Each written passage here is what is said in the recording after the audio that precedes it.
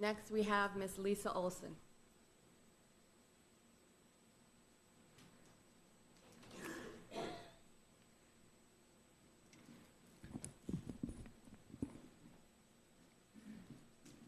Hi. Can you state your name for the record, please? My name is Lisa Olson. I am the mother of a Stoneman Douglas High School freshman, William Olson, who was in classroom 1216 on the day of the attack. As a result of the shooting, my son will carry Nicholas Cruz's bullets inside both of his arms for the rest of his life, and the emotional scars of witnessing the murders of 3 kids in his classroom, one of them sitting right next to him. William is charged number 19 on Cruz's indictment in attempted murder in the 1st degree.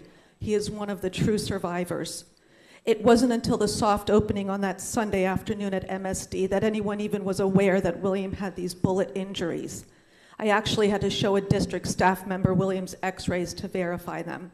How could the district fail to contact each of the students in the classrooms where murders and injuries occurred?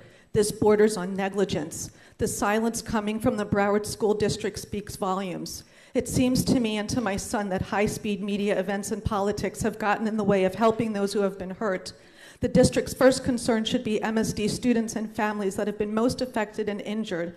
Photo ops and press conferences seem to be the district's focus rather than focusing on those who were suffering and trying to come to terms with what had happened.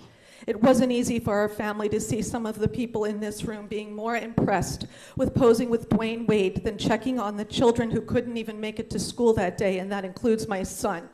The complete lack of communication from the district is why I am here today. If someone, anyone, had reached out to my son who was injured and witnessed these murders, I could be here supporting the district instead of criticizing. If anyone had the wherewithal to give the most affected some guidance or some reassurance on navigating the transition back to school, I would be here supporting you and not criticizing. If the school board and the district focused on actually governing rather than politicking after this tragedy, I would be here supporting you, not being angry and critical. Is a meeting with the students and the parents of some of the most affected survivors too much to ask? Is some guidance on how the students to return to their classes after seeing their classmates murdered too much to ask? How about letting the students know when their teacher isn't able to return to the class? This district should really be embarrassed by these failures.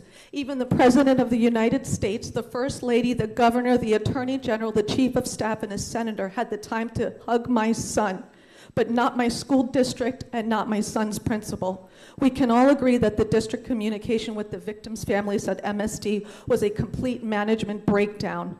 But I didn't come here with only complaints. I have a suggestion.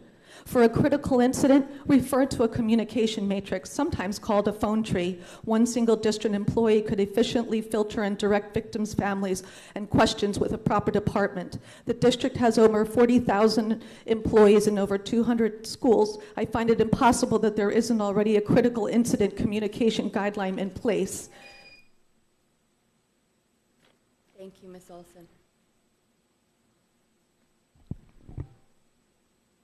We had 2 people that were not here, so I will go to the wait list and call the first 2 people.